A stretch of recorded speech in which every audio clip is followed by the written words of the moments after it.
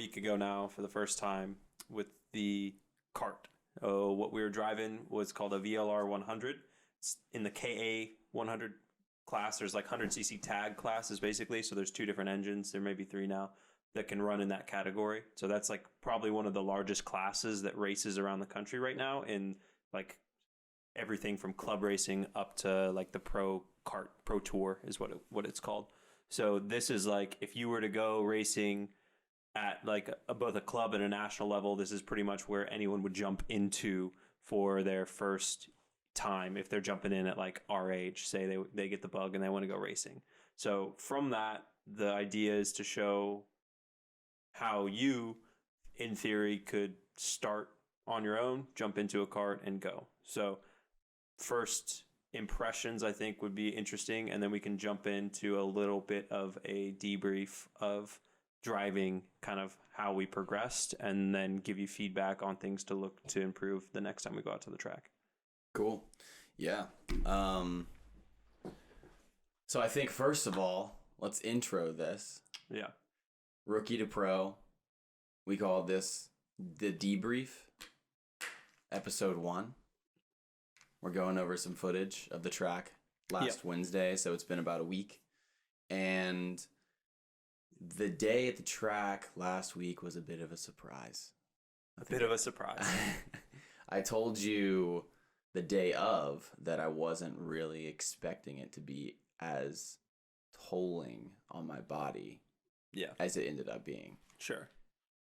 Done a lot of hard things, run a lot, cycled a lot, but I think that the central nervous system overload was much higher than I expected, almost like you'd lifted weights and then done a lot of really, really hard mental stuff. And so going around the track, the focus, your eyes are vibrating in their sockets.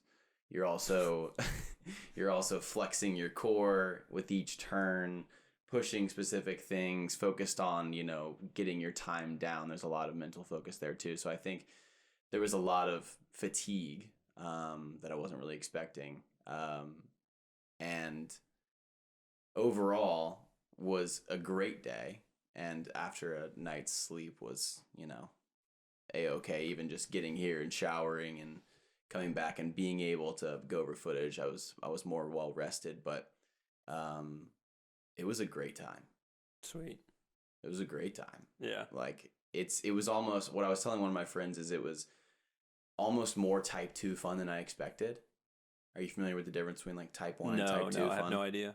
So type 1 fun is like going out with your friends and playing laser tag and, playing board games, maybe even like playing video games. Okay. Type 2 fun is like the fun that's like in the moment. You're not having a whole lot of fun because it's physically like there's that line between like the physical exhaustion of like climbing a mountain or running a marathon or doing something that takes a physical or a mental toll that's really tough in the moment. But when you look back on it, you're like, that was so much fun. I want to do it again. Okay. And so there was more type 2. It wasn't fully type 2 fun. It was definitely a lot of type 1 fun. I was having a blast. Cool. Yeah. I was having so much fun.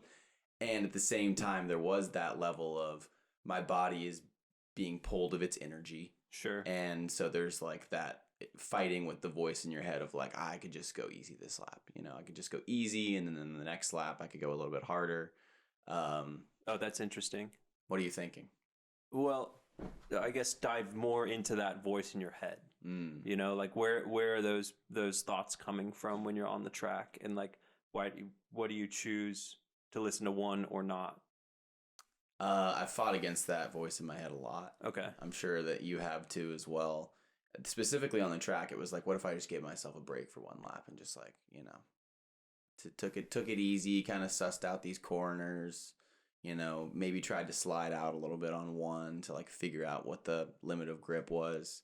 But then ultimately it was like, no, I really should be pushing my body so that I can adapt to this. Okay. And so it's really that long term versus short term. So the desire to give yourself a break was not necessarily in regards to like, or I guess it was an all encompassing thing. Like it's mental and physical, or was it a physical break that you wanted more so?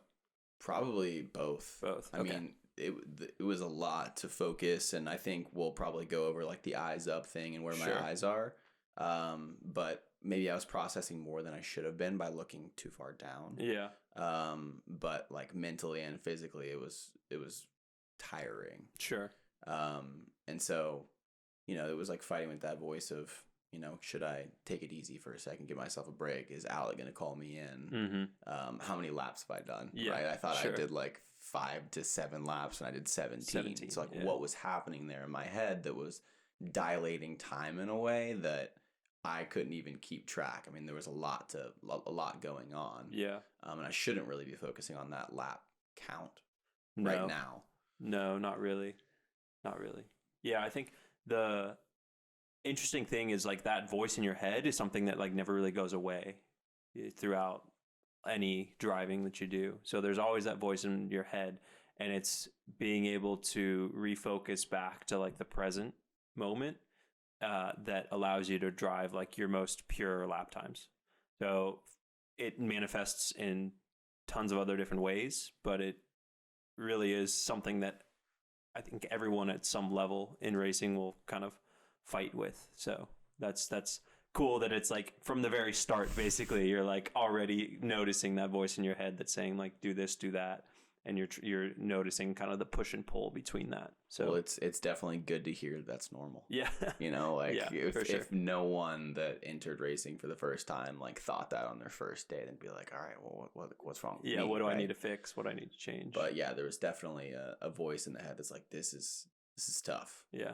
And I wasn't expecting that. I was expecting fully type 1 fun. Oh yeah, just like completely fun. Like I knew it's hard. I know that what you do is super difficult.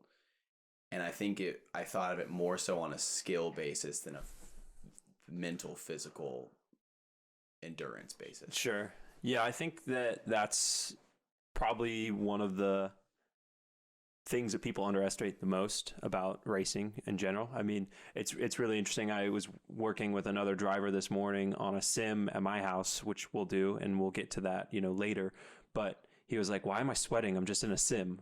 And so it's a lot about the mental side of it. I've talked before about reading articles from or in books that I've read about sports psychology or other forms of like high performance athletes. And when you look at like a chess player that's playing at the professional level in tournaments, they'll be sitting still for like 6 hours playing intense games, and they're burning thousands of calories.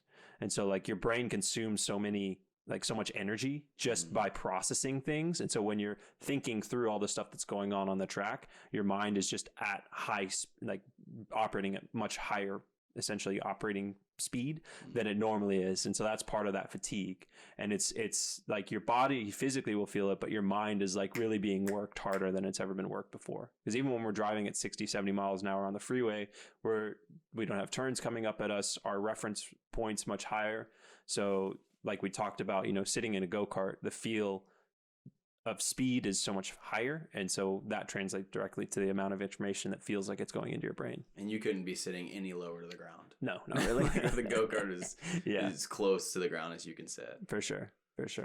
Yeah, I think, that's some interesting takeaways for you from the days, because it's like already you're aware of things that you'll need to be focused on. And that's probably similar, to other sports that you've encountered, right? And like in running, you've got that little voice in your head that says, "Oh, you can't run another mile," or like, "Oh, you can't keep this pace," or whatever. And so a lot of the time that's like the voice and not the gut. And so you really have to like trust your gut a lot of, and trust the feel. And that's what I said, like that voice pulls you out of the moment. And so it starts making you think about things. And when you're thinking too much, you get stuck behind the go-kart or stuck behind the car. And that's when I say like people get their eyes focused too far down in front, like close to the front of the car. If you get thinking too much, your gaze will naturally drop. And so you're not ahead of what's going on. So you really need to be able to feel what's happening with the go-kart or car, and be able to be ahead of it mentally. And so when you start thinking too much, you get behind mentally. And because you're behind, eyes start to drop, and then things just keep coming at you quicker. It's kind of like a vicious circle. Yeah. So one of the things when I started coaching, I would notice with the kids that I was coaching, kids are, young, the karts aren't super quick. This is when I was like in high school and I was coaching karting, is when their heads would start to lean to the outside of the turn when they're driving. That's when they would get tired and the lap times would drop. Immediately as the head starts to lean out to the outside, you lose a half second. And so I would work with them, like training to make sure that like, okay, you can keep your form of like how you sit, like and your stature in the cart better so that you can focus on just driving and not being like, oh, I'm so tired. As soon as your body starts to relax into the cart, I know that like, okay, you're tired. So that's like at the end of the second run, you started to be like a little less controlled in your posture in the go-kart. And that's like, okay, well, I think he's probably done for the day. He's probably done. Yeah. I think any other things that you have questions about or points before we jump into like some review? I mean, Alec and I were talking the other day with Davis too, and we were going through some footage just really quick and noticed that Alec was hopping in the go-kart. And he told us that apparently whenever you're coming out of a corner in a go-kart, that you can hop up and down in your seat to get, weight off of the back axle, so that the RPMs can increase. Sure. Like, those are the kind of things that I love to hear, because there is so much more to this stuff than meets the eye. I mean, you would see that, you see like a bunch of little kids like coming out of a corner and hopping up. You'd be like, what are they doing? They're just kids. But there's just so much going on here, and like going into this karting stuff, it's really interesting because, Alec started to teach me between, the first session and the second session that if I lean back into the seat, that my body is essentially the suspension of the go-kart, and that I'll be stiffening the suspension to be able to do the right thing. I don't even know the terminology for it yet. Yeah. But it's the crazy things like that I really appreciate, that there is so much more that goes into this than just sitting in a chair and turning a wheel. Yeah. Yeah. And to circle around those points a little bit, the hopping in the seat, it really like and I guess the like where you place yourself in the cart, like your weight, your mass in the cart is the largest piece of weight of the whole cart. So like if you think like that cart operating weight in the race series is like 355 or 365 pounds. And so like you basically sitting in that cart are pretty much at the operating weight. Like you wouldn't need any weight or anything on the seat. I would need probably like 20 pounds of lead on the seat to be at the operating weight. Really? Yeah. Because I'm a small person. So there's a standard for it. Yeah. Yeah. You would put lead in the seat. You like bolt it to the backs of the seat. Interesting. Yeah. See, and I don't know what we're talking about. Yeah. Well, that's, when we get to that point, you'll see. But there's like a minimum weight for the class. So it's, there's parity between all the drivers and everything. Amazing. Yeah. So I'm not at a disadvantage to go in there at like 170 versus a driver at 140. Exactly. Yeah. I'd say it depends on, like, some of the carts actually are lighter than others depending on the construction and the bodywork that they have. But that's like another level that we won't dive into too much right now. But yeah, so there's a different, back to what we were talking about, your weight in the cart is like the largest center of mass, basically, of all the pieces of the go-kart. The engine weighs like 50, 60 pounds. The tires themselves are all like 5 to 10 pounds. And then the chassis itself is like another 40, 50 pounds, and then bodywork and stuff. And so and I'm dense. Exactly. So it's right. All right. And so the way that you put your weight in the cart is going to determine a lot of how the cart behaves. It's not the same as like in a car. In a car, we talk a lot about weight management, and that's usually the driving inputs. So like our steering, our braking is really important in a car on a racetrack. But with a go-kart, it's more so it's about where you place the cart, but your body, like you really drive a go-kart. I love people when they go to like a rental cart place, they're like, oh yeah, I want to go ride the go-kart. And that's what people do normally. If you're just sitting in the chair and kind of turning the wheel, you're just riding the cart. But to actually like drive it in a turn, it's much different. And so like what we're teaching you is like how to drive a go-kart, not necessarily how to just hop in and ride it around a track. Because there's a difference between the two. And that difference is using your body and the weight that you have to kind of force the cart to do what you want it to do. You want to be smooth, but you really have to like, it's almost like you manhandle the go-kart to get it to do the things that you want it to do. And so that's like the first thing is putting your weight in the seat the proper way that makes the chassis flex the way that it's supposed to. that's like that first lesson of it, and force like using your hands on the wheel basically to essentially when you push your hands into the steering wheel and your back into the seat, you're stiffening the chassis with that movement. So that's kind of that. There's an extra bar at the top, which is your arms to the back of the seat. Exactly. What the hell? Yeah. And so like you're forcing that, essentially that outside wheel or the front wheels to dig in more to the ground, and the rear back wheel on the outside to dig into the ground. The only way that a cart can really go through a turn is the chassis has to flex. So you think about like in off-roading, you have when the differential, right, is unloaded, or when something's the wheel's unloaded on one side, right, all the power goes to that wheel. Well, it's a solid rear axle in a go-kart. Like the wheels don't spin independently of each other.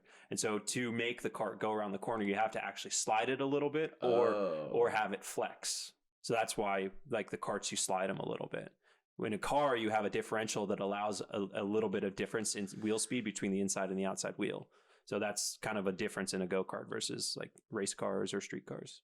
And the reason that we're talking about this now, after the fact, is so that all of this stuff is not going through my mind while I'm just trying to get my fastest lap for the first time in a go-kart. Because, I mean, I'd be thinking about all this. I mean, even you giving me feedback the other day, it was like, all right, this, like which one do I focus on? Right. And really honing in on like what we're going to focus on each specific day, I think is helpful to the learning process. And a lot of the stuff, like now we're getting more into like that debrief side of the session. We'll go through some video here in a second, but a lot of the stuff, like what I do as a coach for drivers on the track, is get them to focus on those one or two things, maybe three, that are going to be the lowest hanging fruit, or like the most effective, most bang for your buck in terms of things to focus on. And so that's really when we're at the track. Like, yes, there's all these great descriptors, and we'll talk about them between sessions, like when I'm out coaching people, because there's a limited amount of time. And this is going to be cool because I don't often get times to like sit down with people and debrief in between races, like one-on-one like this, because a lot of times the people I'm working with, travel with the race team. They're busy in between, like the sessions, or they just don't have the time to put into kind of working on things in between. We're fortunate that we live like 5 minutes down the street from each other. It's easy for us to hop in and do like an hour debrief session after we go out to the track. But it's extremely helpful because it'll help move that progress and understanding and let it more soak in with osmosis over time, rather than having to like really drive it in when we're at the track. So that's a pretty cool thing. Yeah. And it was really important for me too. Like if you would have given me all this information immediately after getting out of the go-kart, it would have been like, I mean, I'm already so tired. My brain has been trash, for lack of a better way to put it. And getting this time in between, you emphasized consistency. Rather than doing 20 hours in one day per week, like spreading that out so that you have that time to rest in between each session. And it soaks in overnight, and it, the REM cycles, the deep sleep, can actually do the work. For sure. Yeah. Cause you're essentially like, what memory is like synapses that are connecting in your brain. And so you're giving those synapses time to like gel and form. And so the next time you go out, it's going to feel easier. So that's like always, what we're doing anytime we practice something. So racing and driving is just like any other sport. You've got to put the time and the effort into it to get better. And like the frequency, if you're practicing like guitar, or if you're practicing basketball or soccer, any sport once a week, like you're not going to make the same progress that you do if you do it 5 times a week, even if it's your like one time for 5 hours versus 5 times for like 1 hour, right? Like the progress that you make with being able to rest, think about the things that you're doing, and improve is very important. So you want to have like controlled, good, like high effort, good intensity workouts, essentially, more frequently, rather than overloading yourself in a shorter period of time. So it's kind of building that balance. And that's why karting is really helpful, because we can get you out to a go-kart track, do, a half day, which will wear you out, and get back to home very easily. And it doesn't cost a lot of money. It's easy to do. And the amount of time that you get on track and the reps that you get essentially with the laps is super high quality. Would you say that there's a number with that law of diminishing returns? It's different for everyone. I don't know. I guess to define the question better or further. Like the more that you do, you start hitting a wall, and then you're just doing, worse, where you're spending more time, but you're not able to process as much. Like, for instance, I feel like we were pretty much right at my peak limit for the day. Yeah. But if we'd gone for 6 more hours, like, I would have gotten worse and worse and worse and worse because my body would have been, Yeah, exhausted. I think it always depends on your goal, right? If the goal is to increase your conditioning in the cart, then we want to push you past when you get tired. When will we do that? Will we do that? Yeah, I think we do that. We'll do it later, when we're really focused on, essentially that's when you're focusing on like consistency. Yeah. Because then that's when the mind in your mental talk goes to, oh, I'm tired. And that's like what I was saying. I'd see, I saw all of a sudden you're starting to lean out of the cart. Now you're just thinking about how tired you are. You're not thinking about driving. And so you start making mistakes. And the first thing to go when you get tired is your mental focus. The second thing to go is your reaction times. And then when those two things combine, create like accidents and wrecks with people. And so it's always like, depending on what your focus is, if it's conditioning, it will push you like 1 or 2 sessions past that, give you time to rest and hydrate, but push you just a little bit past that. When it's just about like driving focus, it's okay, let's really just get to that point to where all of a sudden you're starting to fatigue and not able to focus on the session. And then we'll, call it a day. But I'd say like, with time investment, a half day is kind of like the minimum. And then like throughout the day, there's not a lap number or anything I can really say. It's more just knowing your body and knowing what your limits are, because everyone's going to be different. Yeah, there's a lot there that I'd like to go into, probably at a later time. Yeah. But like specifically, different kinds of workouts for running, right? Sure. Like you can go, a lot of people think, oh, I'm going to go run and get better at running. So they go run 5 days a week at their fastest pace, whenever like that's not the case. You want to, train your aerobic threshold by just doing easy runs for longer. Yep. And so I'd love to get more into that in the future, as far as like the different kinds of workouts you could do for driving, like Sure. that being one of them, going out there and trying to push that threshold. But I assume that that's after the basics and the fundamentals of driving are really hammered in to where I'm not going to go out there and, start developing bad habits over, a longer session. So, yeah. And again, it's pretty cool to be able to like work with you on this and be able to work closely, because I think we can really like there's always going to be bad habits that are developed, right? And it's just like from your driving on the street daily, or from like other driving experiences that you've had, right? Motorcycle experience, whatever it is. So it's going to be a matter of like identifying those across the way, but we can really like dig in and I think minimize any common pitfalls. Or when we start seeing them, we can identify them quickly and be able to change and adapt, but also use that to show like, hey, here's one that happens often for people. Should we get into those pitfalls? Yeah, I think so. Yeah. So what we've got here, I think this should be your first session. We can probably throw and essentially for the people watching this, what we did was Alec sent me out with pretty much zero input feedback, just put me in the cart and said go. Yep. And I went out there and did 17 laps. I came back, had a best lap. We looked at that number, and then Alec went out there and did 7 laps to set a baseline number. And then I tried to get as close to that as I could. And I think 1 or 2 more sessions. I think it was 3 total sessions. I think we did 3 total sessions. Yeah. Joe did 2. Alec did 1. 2 sessions? Yeah. Okay, so I did like 17 and 15 or something. No, we did. We had a half session because Joe spun out.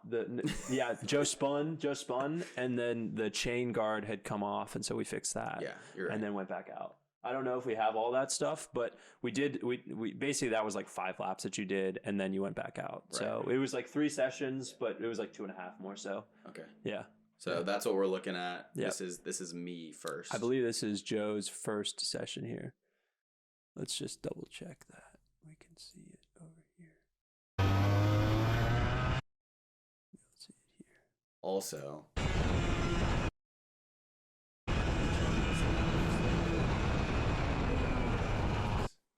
Oh yeah, just put it on. Do you have a volume control on that? I don't on this one. Oh.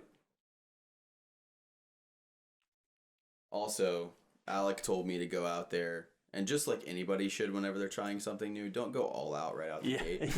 Yeah. I think I took 1 or 2 slow laps Yeah. before I really started to kind of go as fast as I could at the moment. Yeah, and so we'll just start. This is right after the first lap out, and you can hear it fine? Yeah. Volume's good? Okay, cool. So first thing that we're noticing. You want to go full screen? Or will it mess it up? I don't know. Nope. Cool. So with a go-kart,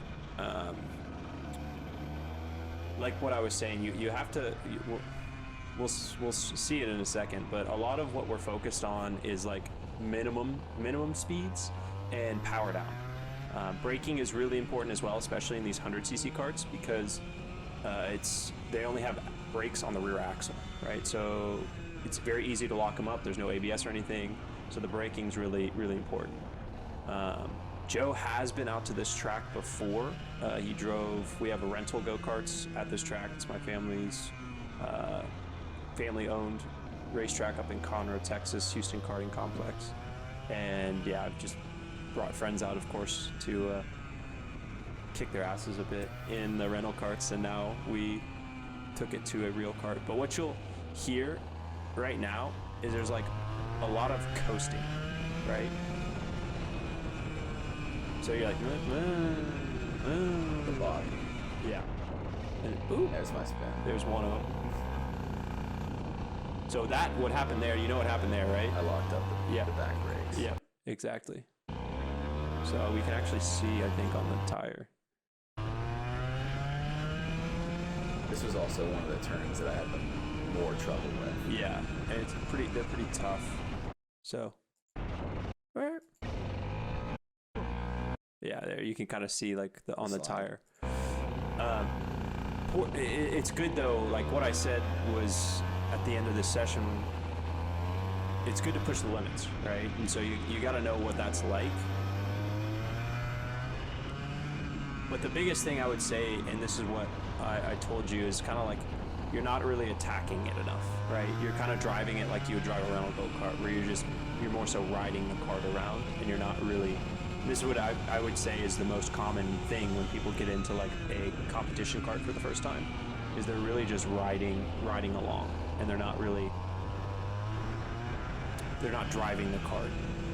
Other thing is hand placement. Your hand should be a little bit lower. I think we fixed that in a little bit. But if you think about like what we were talking about in terms of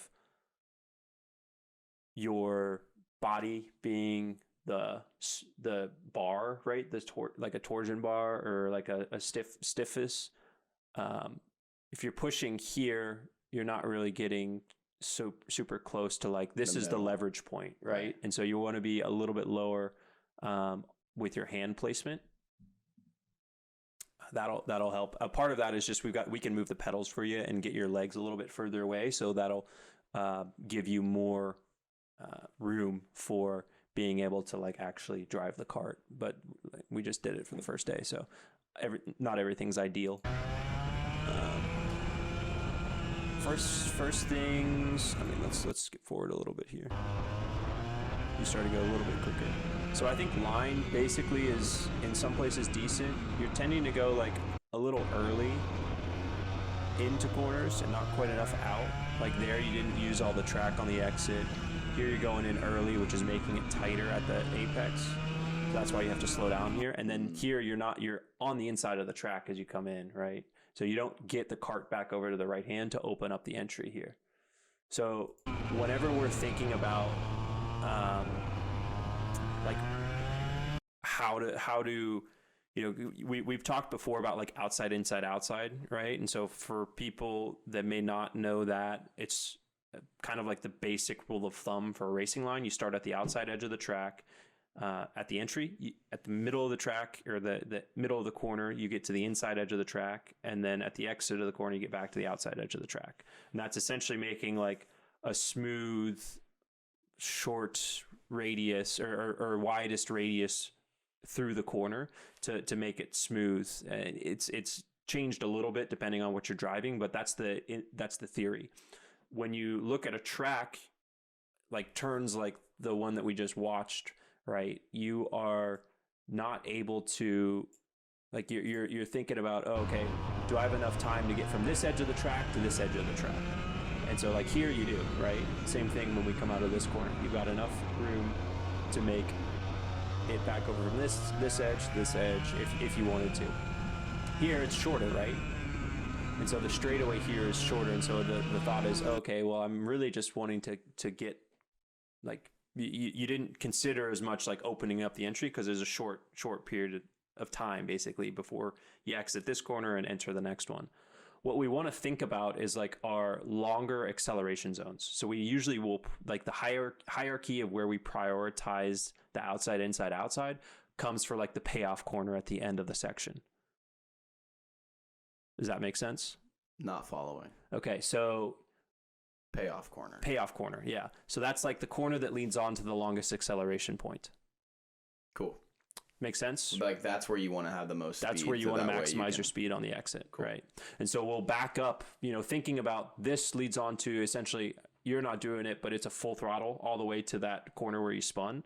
So what we should be doing is getting our speed as quick as we can, essentially on the way out.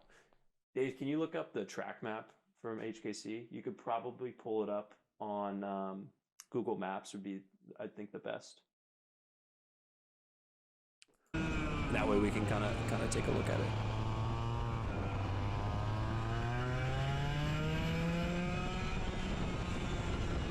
So because this is your longest acceleration zone, what we want to do in this section is set ourselves up to essentially prioritize the exit here. Yep.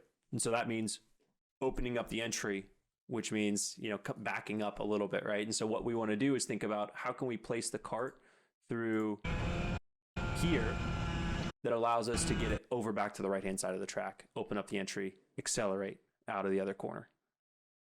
So you would go wider left. What I do, and we'll look at it in a second, I open up my entry for this one a little bit more, have a later apex. The cart's more turned. See here, you're still turning the cart when you get to the exit of the corner. Mine, you notice, like I start to slide the cart a little bit and get it turned before I get to the apex of the corner. Yeah. So that's a lot what I'm doing is getting the cart rotated before the turn and then accelerating out. Which I still don't really understand how you're getting the cart to slide going into it. Are you throwing the cart or are you braking? I'm not throwing it. What you'll see with and you're doing a good job. I would say you're not turning the wheel too much. Like there's not a whole lot of steering angle, right? Like a lot of what we do with the go-kart is actually steer into the slide, right? Like the cars meme. And so that's what I'm doing is the same thing that you're starting to do with the brake, but I just have it tuned in a little bit more. A couple more laps around the track. Yeah, a couple more laps around the racetrack. So now thinking back to like those payoff points and looking at the different areas of the track. So this is a place you said you were struggling with, right? So if you look at your exit here, what do you think? Do you think you're doing a good job with the exit here for this section? Or do you think you might be better off? Is this a payoff point right here? Roughly, yeah. Roughly? Yeah. I mean, that whole section's pretty slow for me. Like from that payoff point to that turn. Right here, I think it's pretty low RPM all the way out of the corner. Right. Because I'm so wide right there, which makes me have to go. So a later apex on the corner before this would position me further to the left on this turn. Correct. So a later apex here. So if I were more outside. Yep. And then starting the turn earlier to apex and be more straight, like right here. Yep. which would angle me to the left, You'd be like here. and then still get a later apex. Later on apex the there. on the other side too. What section of the track is this called? Does it have a name? It doesn't really have a name. We just have turn numbers. So this is, if we think 1, 2, 3, 4, 5, 6. This is 7 and 8. And we got 9 and 10 at the last one. The way that like I said, think about which is longer of an acceleration zone, this one or the next one. The next one. Exactly. So you want to optimize for the longer acceleration zone. That's pretty much all we're doing whenever we've got corners like this where we have to make some sort of compromise during the section, is think about, okay, which turn is a longer acceleration zone? That's the one I want to prioritize my line for. Fully compromising the next acceleration zone by being outside right. Exactly. So you're ending up complete edge of the track here, the right side edge of the track, which is going to make you have a sharper turn. You know, if you have a tighter entry, you're going to have to turn the steering wheel more to get the car to turn. So that's going to happen. Like, this is why karts are great, because it's the same terminology, the same like thought process, Principles all the way through. So to build the fundamentals, this is easy. like a payoff zone. That's a new term for me. Sure. Yeah. Like, that makes so much sense though. Right. I don't want full speed right here. I want full speed in the next one. At the exit. Yeah. Yeah. So what we're going to do in the corners basically is find the speed with the limit of grip that we can carry to maximize our speed through the corner that allows us to carry the speed on the exit.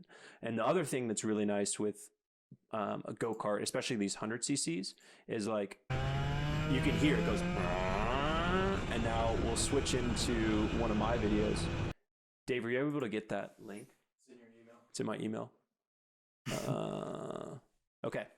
So we got our track map up here. Now, looking at this track map before we jump into mine, where are your payoff zones in like the sections where you have compromises? So let's start let's see, technically this is like where we start because it is, but let's start from here, right?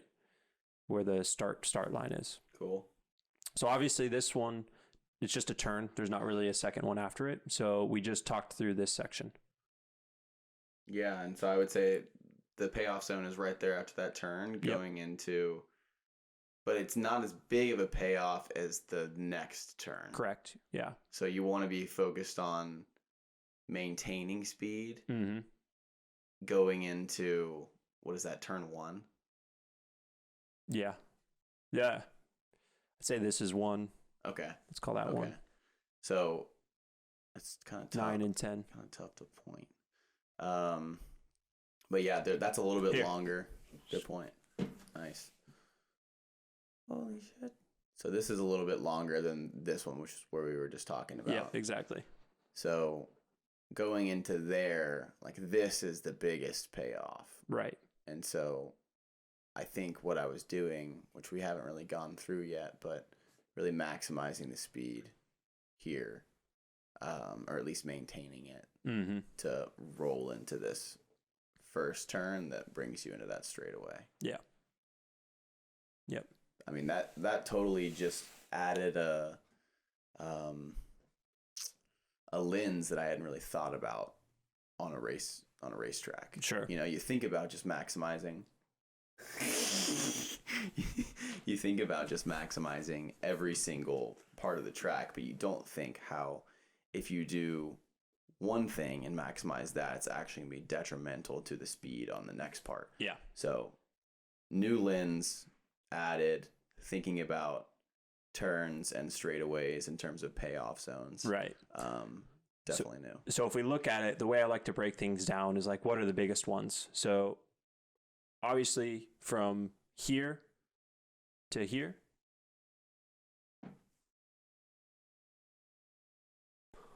from last corner to the first hairpin, like this, you can be full throttle all the way to the braking zone over here. You may not have been, and that's okay, but you can be full throttle from here all the way till you brake over here. I would say that a little bit of fear started playing a point right there. Right here. A little bit after. Over here. Probably a little bit further up the track. Yeah. You know. But just looking at like what are the biggest zones, acceleration zones essentially. Yeah. So this one, here,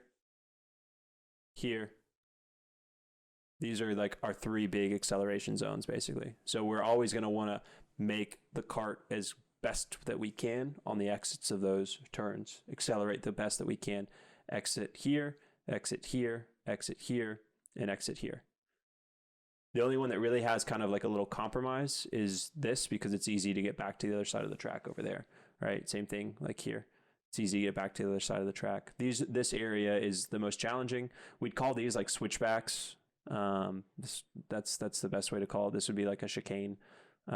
These are just kind of 2 separate corners. But yeah, when we're thinking about like where we have compromises, it's always a late apex on the first one to set yourself up for a better exit on the second one. That can change in tracks, and I'm sure we'll come to some on the sim where it's not the case. A good example would be Monza, turn 1, which we'll come to at some point. But when you've got a really long straightaway leading into like a switchback like that, you're going to be better off trying to prioritize your speed through the first one, rather than really trying to be like, oh, I got to overslow and set up. Maybe not Monza, but there's turns where it's like, okay, because I'm coming through.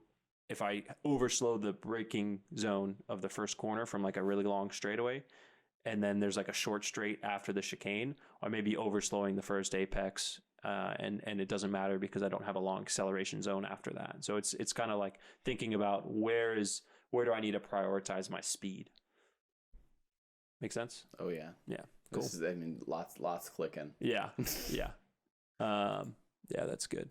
Okay, so let's jump in to that one's me. This is, oh shit, not that.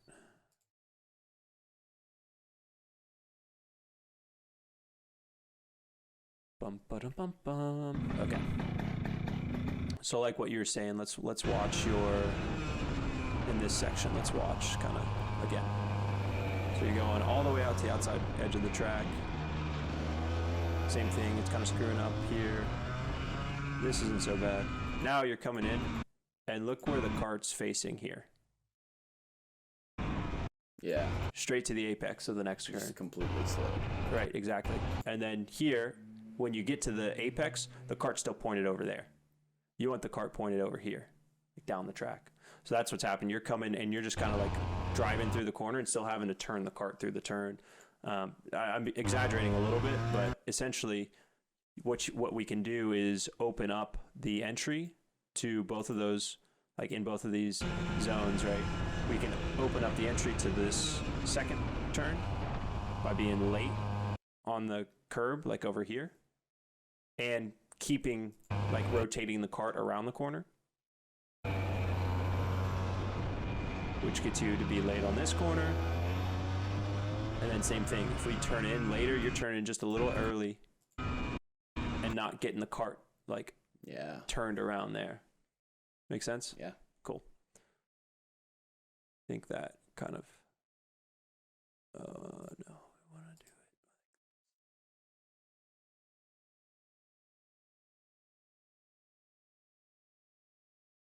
All right. This is Alec now. This is me. That's me with the blue pants. All right. Full screen. Full screen. So let's back it up. I don't know, we can let it run. Okay, what you might notice here already is I'm going out a little bit in the middle of the straight to set the cart up further left on the entry, and then come in late on the apex, getting the cart back over to the right side, opening up the entry. And listen to the engine note as well.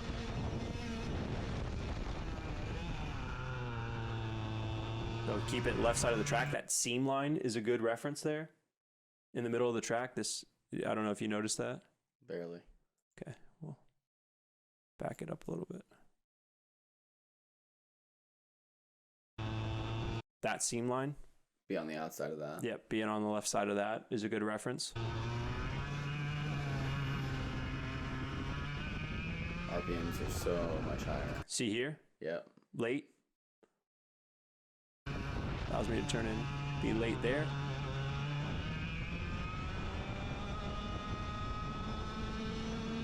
Granted, that was your first run. The second one's better. I'm also setting the cart up in the braking zones of all the high-speed stuff a bit wider. So here you basically go straight. Yeah. After, I want you to bend it back around, follow the track on the outside, open up the entry. You hit grass right there. Yeah, a little bit. Not quite. But Yeah.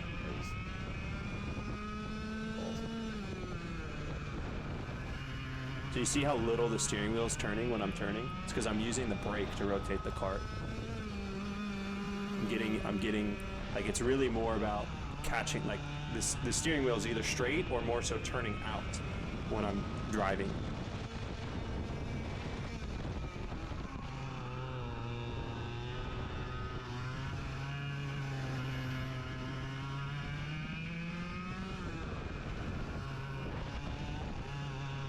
So here, little hop.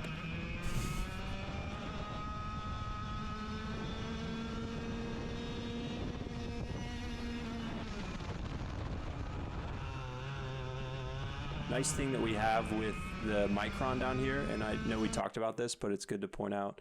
So that red, the lights will be red and green, depending on your quickest lap of the session. And this shows how much time you're either up or down on your lap. So it'll have a negative if it's like quicker, and it's just empty there, 0.3. So I'm 0.3 slower this lap than the lap previous. Also, this is one of those things that I'm really glad Alec didn't tell me. Yeah. While I was out there, because that would have been really eyes down. Oh yeah, and I would have exactly. been focusing on the red light, green light. Mm-hmm. And I assume that the 1, 2, 3 red lights, as it goes to 5, that means you're probably that much slower. Yeah, so it goes up. So right at 0.3, it's 3 lights. Okay. A tenth per light, basically. And then if it's more, then it's more. It's just over. It's just over. Yeah. Okay. Yeah. Other thing, it's got speed and stuff there. It does have RPM as well, but you can change those. And that's a straightaway only rule, right? Straightaway only rule. Like to look at it. Yeah. Yeah. Look at it only on the straightaway, because you can, like, it'll change a lot when you're going through a turn. It'll change quite a lot when you're going through turns. So, like here, it'll show you your highest RPM and your lowest RPM, which is also kind of a good reference that we're looking at. So, like what we talked about, I think we've got it here. It's good to just know we were talking about it. No. Yeah, we were talking about that. Sliding. Yeah. Let's see if we got. It's No. Yeah, there we go.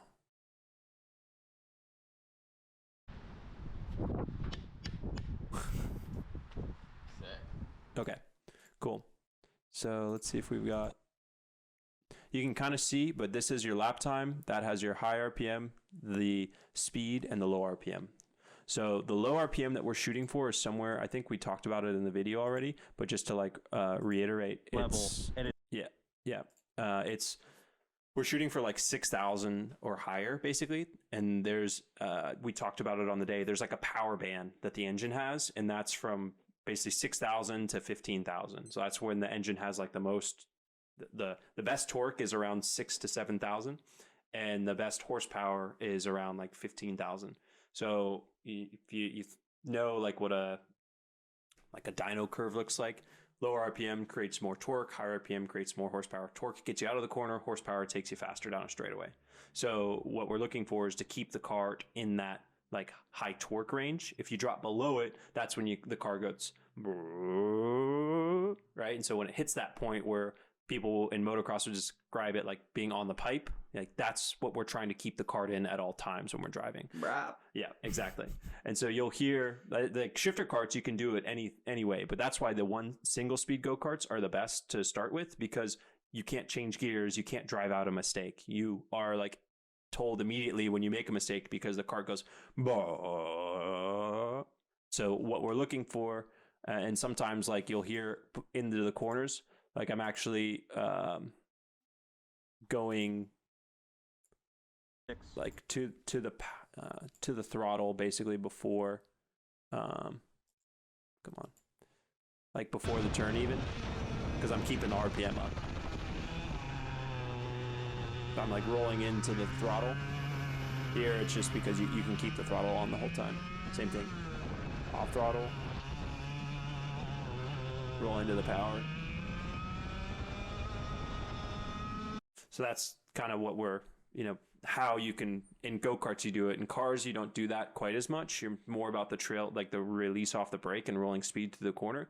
Because in a car, you have all this weight that you're transferring back and forward, right? And so when you go to power in a car, it's going to lift the weight to the rear and take pressure off the front tires, and you won't have as much grip.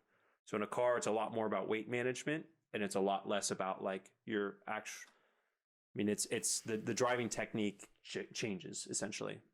Go-kart, it's being pretty aggressive, hard, smooth with the hand inputs on the way in, and quick with your corrections to keep the cart from spinning, and then transferring into your car driving style. It's more about like managing the weight and controlling everything that you're doing with the inputs to be smooth and not upset the weight of the car, because you're carrying thousands of pounds instead of hundreds.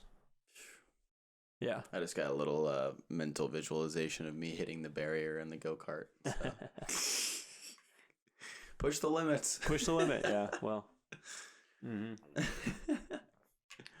Yeah. A good point of that. There are certain places where it makes sense to push limits and certain places where it doesn't. So if we look at like here in the brake zone, right? Probably not a great place to push a limit. Not a lot of runoff. It's tough. Maybe here is not so bad because you've got a bit of room and you can go off track if you have issue. This track's not great for a competition kart, but it's set up because it's set up for rental karts, and the rental karts have those little things around them.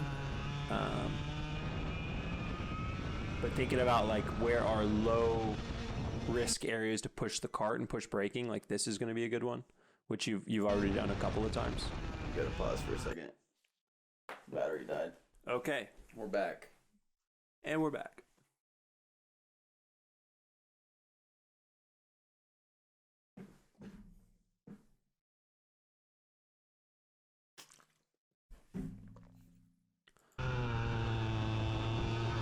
Yeah, pretty much just focused on, I think the improvement for you next is going to be like line and like placing the cart in the right spot on the track. And that'll help a lot with the speed and everything that you can carry through the corner. But that would be like what we want to focus on for you the next time out. I'd say being able to optimize where you're placing the cart for those better, essentially runs out of the turns, especially onto like the high speed areas of the track. That's going to be where you'll find the most time. Okay. Going from that into let's go with your quickest lap now and see kind of like a little bit of a difference, because we saw what you're doing before. I think when we looked at the data on here, the high laps were like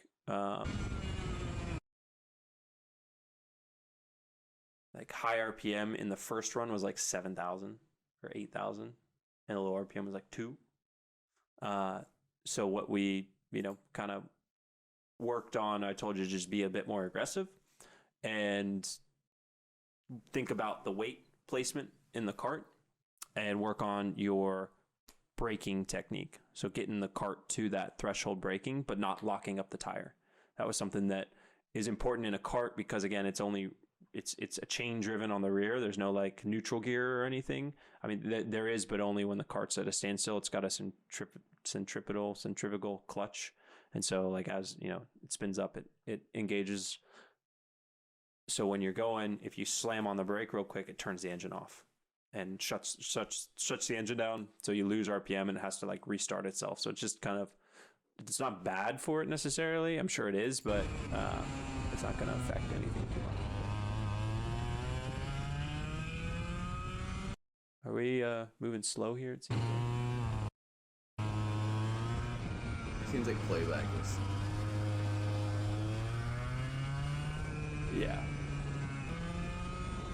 There we go. That seems to work. Cool. So a bit better already. You're doing a bit better moving the cart over to the outside of the track. Eyes wise, so we did have different mounting for the camera on our helmets. Mine was on the top of the helmet, yours was on the face of the helmet right there. But we can still see pretty much the same stuff, just with a bit more speed. So I think like part of it was just the confidence for you building up and just knowing, okay, like I can push the cart a bit more, there's more in it, especially after watching and hearing like the difference between us. Like here especially.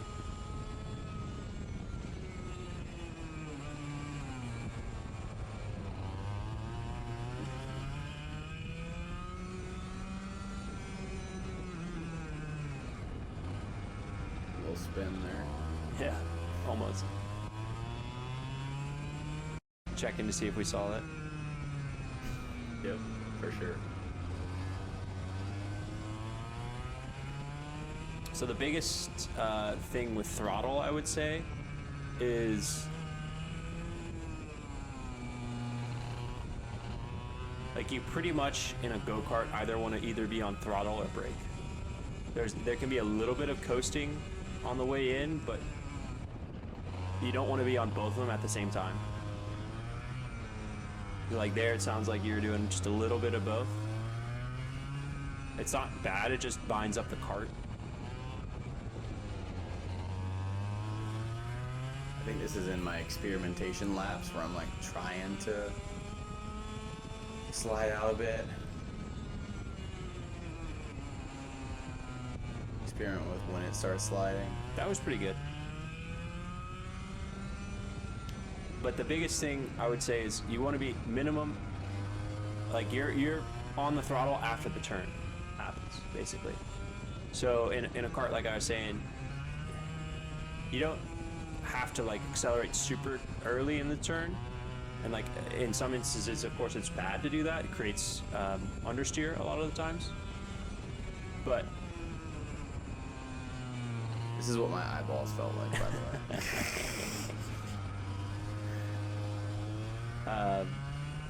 Essentially you're coasting into the turn. So you want to be on the power up until you brake for the corner. Like So it's just like a back and forth. You're always on one of them. yeah, There's no latency between. especially all right, let not me from coast here. especially not from throttle to brake. There may be some times where you're like you don't need a full brake, so it's just a lift. But if you're going like in a high speed area down to the braking zone, you go full throttle into the brake. You don't have this like transition. It's important, especially in race cars, but in a kart, you're just leaving time on the table. So by doing that, it essentially says you Should have braked later. could have broke later, yeah. Or you could have carried throttle deeper, so your speed, the way that the, nice. Damn it. Tried to fix it myself. No luck. Yeah. This one.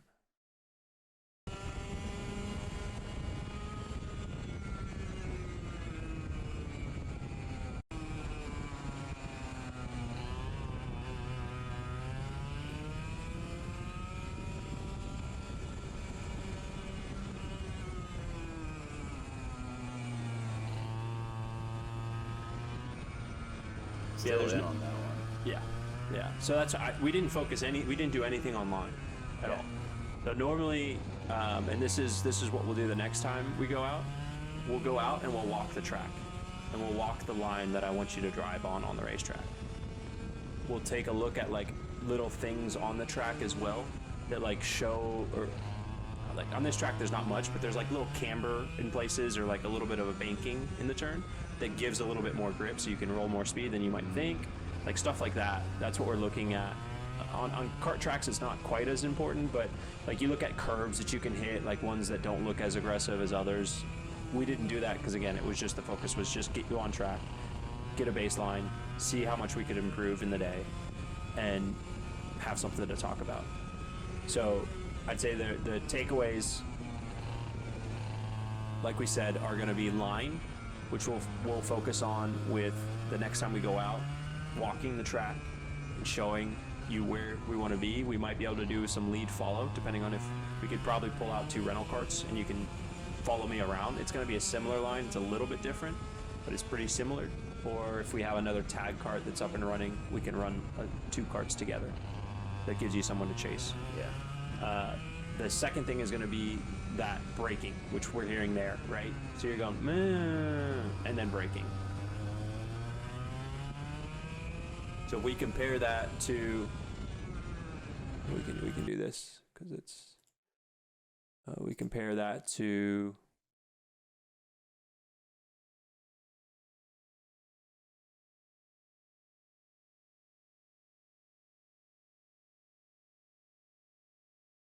what we had going here. Yeah. I also like that angle. Yeah. A lot more. Yeah, we'll get this one for you. It says more about the actual racing. Yeah. You can see stuff at the bottom, but...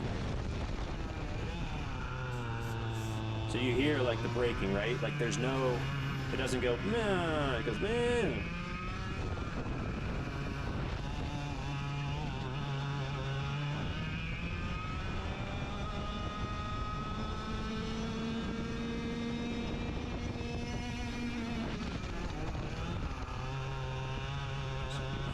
Yeah. Yeah. Davis asked, is that real speed? Yes. Fortunately and unfortunately. Yeah, right. But you hear what I'm talking about with the throttle, right? Yeah. I mean, I could hear it whenever I was just standing in the dugout. Sure. In the dugout. In the dugout. Yeah. But I think those are the big things. It's nice you've got a good base to start with. Let's see if we can pull up the lap times just as a little bit of a... I mean, and then getting Also, whenever Alec came in, I looked at him and said, "Did you beat me?" But just by the sheer sound of what was going on the course, I knew that he beat me. So we can see at the bottom there, 48.69, and I think we were able to pull up some of yours too. Boop, boop. That one now? Is that, I guess?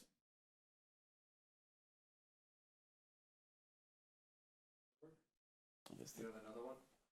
Yeah.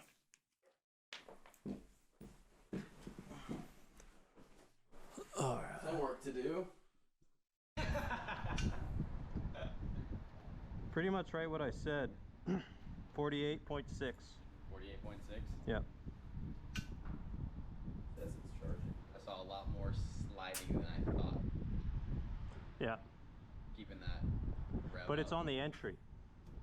You don't want to be sliding on the exit. So it's on the entry to get the car to rotate. And then once you get to the apex, you're Already turned. Yeah. Wow. That's a learned skill. Yeah, in karts, You laughing at? in karts, it's all about the rotation on the versus There we go. 48.6, 101.5. 101.5. 7 laps versus 17 laps. 7 laps versus 17 laps. I mean, it was working. Also, I just did not believe Alec on the day of. I just did not believe that I'd done 17 laps and not 7. But somehow, time warps. Yeah, and I think, that's the Flow state. flow state, and that's the beauty of like the go-kart, right? We're able to do so many laps, it doesn't feel like a lot of time, and it isn't, right? Like 17 laps is basically 20 minutes in one of these here. So you get so many reps, and it's just quick. So for building this fundamental skill of like understanding where to place the cart on the track You have and like more. line, you get more repetitions more quickly. So versus like a race car where the laps are 1.5 minutes to 2 minutes, it's just a little bit easier because not easier, but I think it's the progress is more quick because the reps are faster. So when you're at that base level where you're just building driving skill, there's a couple things with karts, and one of the reasons why we started you out in the kart is it's less expensive. I mean, that's a big plus for anyone. It's direct translation of what the tire's feeling to what you're feeling in the cart. There's no comfy things. The suspension is the chassis and your body and the seat, and you feel it directly. Like when the cart starts to slide, you feel it in your hands and your butt. And so that feel is important to be able to translate into other stuff. And when you start putting like suspension, springs, dampers, shocks underneath you, in between you and the ground, essentially where the tire's meeting the ground, you start losing the feel for that because it's going through other devices basically to dampen out, out that feel. So gives you a direct feel of what's going on with the tire, which is one of the most important things to understand when you're driving the car and trying to put it on the limit of grip through the lap, which is what we do. What else we want to cover? I think that's it from this weekend. The next steps from what we need to do is get you going on the sim and plan our next time to get you on track back in a cart so we can keep making improvements on what we have going here. Yeah, and also I'd like to just reiterate that the first round of laps that I took was 1 minute and 1 second. Alec set a 48 baseline. And then after just a little bit of time with Alec, him telling me, how to give more feedback to the cart by pushing my arms, my rear shoulder into the turns, to give that some, what would you even call it? It's rigidity. Stiffness to the cart. And to be a little bit more aggressive, I was able to get my time down to 54 seconds. Yeah. So we've got it right there actually on the dash. So 54.5 from a 101.7. I mean, so 7 seconds in essentially one day, not even a day. And with the goal, we mentioned this in the interviews the other day.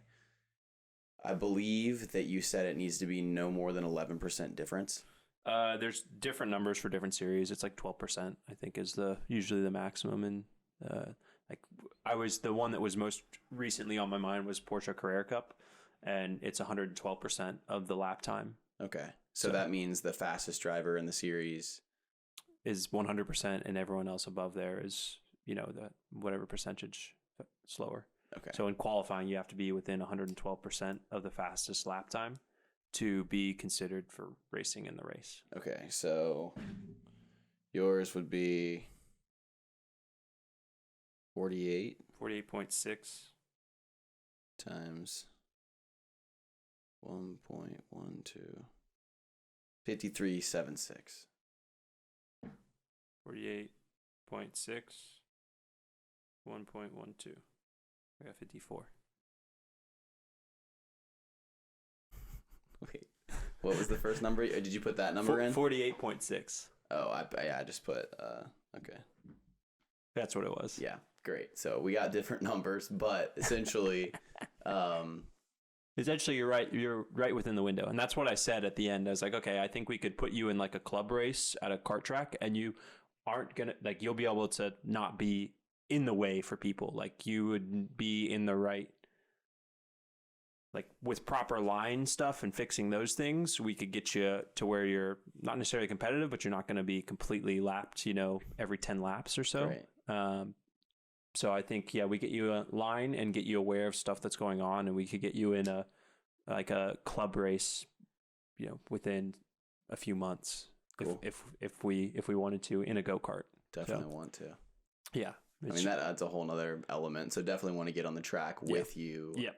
So we can practice following and totally. And one of the things that's really tough to learn is the racecraft aspect of it. And in a go-kart, it's easier to learn, and we can use the rental go-karts for that really nicely, because it allows me to like push you and bump you and do those types of things. That's very common in karting, not so much common in race cars in most series. So that's a nice thing. Like, karts are a very physical driving style, both your body and how you race people. Doesn't necessarily mean that you have to be aggressive and use your cart as like a weapon, for lack of better terminology, but it's a lot about like being physical, pushing on other people, and using the bumpers on the cart. So Club racing is not so much like that, but like the pro racing in karts is very, very physical. There's a lot of bumping and moving people essentially. So it's a lot of fun. The racing in karts is like really intense. Yeah. Awesome. Yeah. Cool. So next we're gonna hop on the sim tomorrow, or at some point this weekend, or the next couple days. Yep. What's the simulator called? Or I guess what's the program? What's the program? So we're gonna do, I would say, the majority of the stuff that we do on iRacing. I think it has one of the best tire models, and it's just pretty standard. You know, it's got all the cars that we'd want to do, and most of the tracks in all the tracks in North America that we'll ever consider going to. So that's going to be the one that we'll focus primarily on. There's a few others out there. The other two that are real big are Assetto Corsa. There's two versions of that: Assetto Corsa Competizione and Assetto Corsa. They have pretty good models as well of the tire and of the cars. And then the other one is Race Room that I use a bit. So those are kind of all the big ones. R Factor as well. I don't use that one as much, but those are pretty much like the iRacing. I would say is kind of the standard in the US, especially. It's a racing sim. You know, Assetto Corsa. They can be marketed as video games. They are racing simulators as well. But iRacing, I think, puts a lot of effort and time into like keeping tracks updated and making adjustments to things that need to be made, and they put in new cars and stuff consistently. All of them do that. I mean, any one of them is a good option. So, but what we'll primarily focus with is iRacing.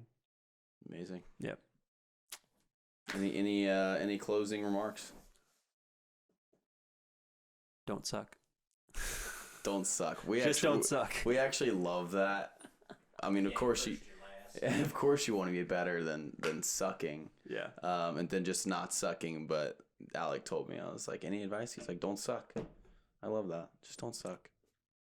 Simple. Keep moving forwards. Exactly. Yeah. Any questions before we? I think all the questions have been covered. Nice. Let's do it.